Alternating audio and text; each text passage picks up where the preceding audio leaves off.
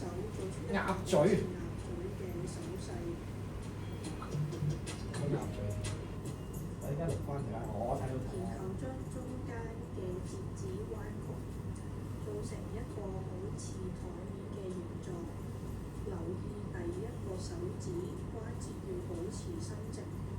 所以咧，呢度要有個窿。可以用另外一隻手。如果唔得咧，因為如果你真係中咗招咧，可能未必做到。唔使跟佢轉嘅嚇，你做咗就得㗎啦，唔好轉佢俾你睇啊！一彈返佢，做啲小重複，係啦。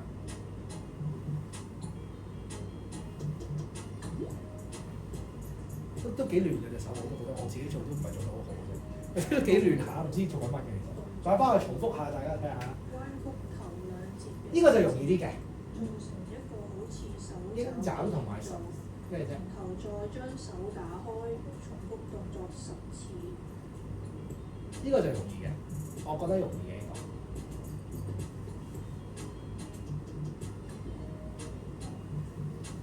動作3，做一個握拳嘅動作，然後將記住係手指套落去一個拳頭啊！動作10次。